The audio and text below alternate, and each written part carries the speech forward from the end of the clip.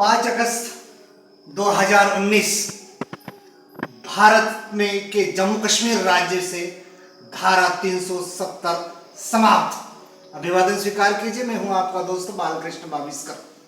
आज प्रासंगिकता का विषय है क्योंकि मैंने जो 5 अगस्त 2019 की बात कही, यानी भारतीय इतिहास में यह दिन सवर्ण अक्षरों में लिखा जाएगा, क्योंकि संपूर्ण भारत की यदि बात करें, अखंड भारत की यदि बात करें, तो भारत अखंड ही रहेगा।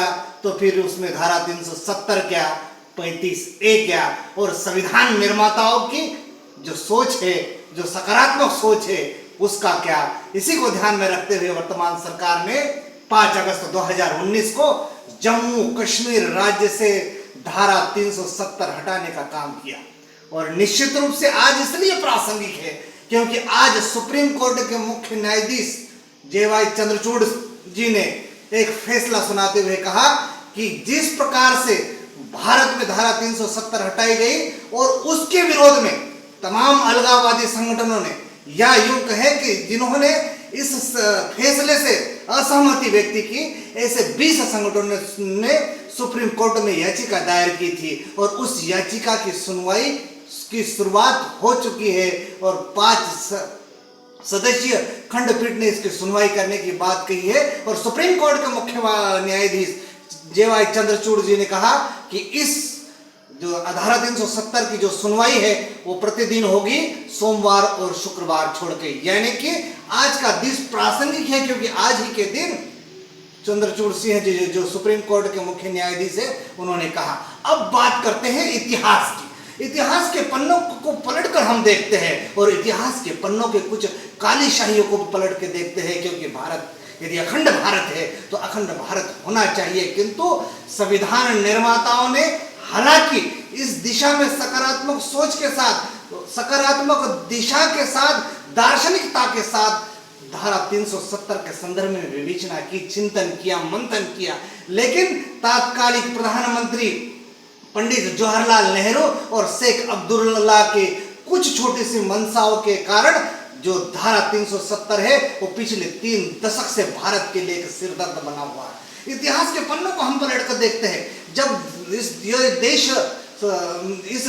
स्वतंत्र हुआ और इस देश स्वतंत्र होने के बाद अंतिम गवर्नर जनरल ने नेहरू जी से कहा कि जो जम्मू कश्मीर का मामला है वो क्यों ना हम UNI में ले जाए, और उस अंतिम गवर्नर जनरल लॉर्ड माउंटबेटन ने सहमति व्यक्त करते हुए पंडित जवाहरलाल नेहरू को UNI में ले गए और वहां पर जम्मू कश्मीर का मुद्दा उठाने का काम किया। तब जम्मू कश्मीर का मुद्दा जब उठा तब ये अंतरराष्ट्रीय मुद्दा हो गया और समय समय पर पाकिस्तान इस बात की दुआई देता है कि एक तरफ तो भारत आपसी मामले की बात करते हैं, किसी तीसरे पक्ष के हस्तक्षेप की बात नहीं करती है, तो फिर भारत जम्मू कश्मीर के मुद्दे को UNI क्यों ले गया। बहरहाल हम बात करते हैं संविधान निर्माताओं की। संविधान निर्माताओं ने स्पष्ट तौर पर इस बात को उल्लेखित किया है। बहरहाल संविधान में जो उल्लेख किया गया है उसमें स्पष्ट तौर से संविधान निर्माता के प्रारूप समिति के अध्यक्ष परम पूज्य डॉक्टर बाबा साहब भीमराव अंबेडकर ने एक बड़ा जबरदस्त विरोध किया और खुलासा करते हुए उन्होंने अपनी किताब में लिखा है कि उन्होंने भारतीय संविधान की ड्राफ्ट कमेटी के 7 सदस्यों के साथ जो मिलकर काम किया, इस देश का संविधान जो बनाया, लेकिन उन्होंने धारा 370 का प्रबल विरोध किया क्योंकि डॉक्टर बाबा साहब अंबेडकर चाहते थे कि अखंड भारत हो। किंतु उस समय तात्कालिक प्रधानमंत्री पंडित जवाहरलाल नेहरू और शेख अब्दुल्ला ने कहा कि धारा 370 लागू होनी चाहिए।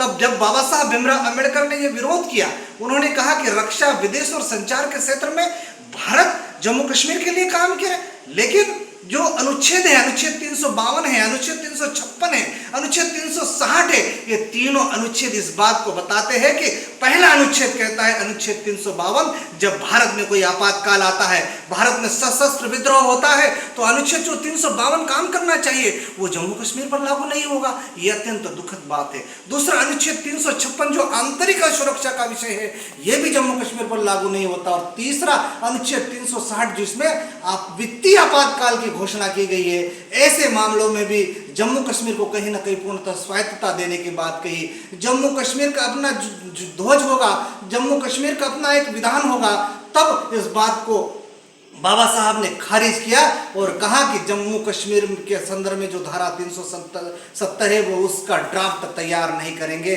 तो पंडित जवाहरलाल नेहरू उस समय के दीवान थे, पंडित जवाहरलाल नेहरू उनके उस दीवान के पास गए, क्योंकि एक डिप्टी कलेक्टर रहे, वो थे प्रारूप समिति के सदस्य भी रहे हैं, वो है गोपाल कृष्ण अयंगर।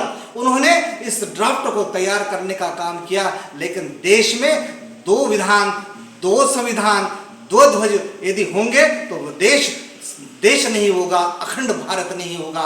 इस बात को लेकर जब समय में परिवर्तन हुआ, डॉक्टर श्यामा प्रसाद मुखर्जी ने इसका प्रबल विरोध किया और सरकार की अनुमति के बिना देश की स्वतंत्रता के लिए, देश की एकता और अखंडता के लिए जम्मू कश्मीर की यात्रा की। तब जम्मू कश्मीर में उनका पुरजोर विरोध हुआ, उन्हें गिरफ्तारी की। यानी कि जो डॉक्टर श्यामा प्रसाद मुखर्जी है, उन्होंने कश्मीर के वेदी पर अपने प्राणों की आहुति दे दी, बलि दे दी। लेकिन समय आया और जब जनसंघ की स्थापना हुई, जनसंघ ने कहा कि इस देश में एक विधान, एक संविधान होना चाहिए, इस देश में एक संविधान में समान व्यवस्था होना चाहिए, समान नागरिकता होनी चाहिए। तो अपने मैनिफेस्टो में उन्होंने धारा 370 को हटाने की बात कही। और जब समय आया, इस देश में पूर्ण बहुमत की जब सरकार आई, तो 5 अगस्त 2019 को इस देश से जो जम्मू कश्मीर राज्य है वहां से 370 हटाने का काम किया। और जब हटाया तो कई लोगों ने विरोध किया, कहीं सुप्रीम कोर्ट के पूर्व लोगों ने भी, कई वकीलों ने, कई बुद्धिजीवियों ने इसका विरोध किया। लगभग 20 याचिकाएं सुप्रीम कोर्ट के सामने गई। चूंकि आज इस पर फैसला हुआ, इस पर निर्णय लिया जाएगा और उन्होंने कहा कि अति शीघ्र इस मामले का पूर्णतः विराम होगा और सकारात्मक दिशा में भारत आगे बढ़ेगा। इसको लेकर आज ये जो दिन है वो प्रासंगिक है और इसी बात को लेकर मैं आप लोगों के बीच में आया था। कोई भी टेक्निकल प्रॉब्लम हो, समस्या हो सकती है या कोई त्रुटि यदि मुझसे हो तो मैं क्षमा चाहता हूं, क्योंकि ये एक सामाजिक विषय है, देश का विषय है, देश की अखंडता और एकता का विषय है। इतनी बात कहकर मैं अपनी बात को विराम देता हूं। नमस्कार, जय हिंद, जय भारत।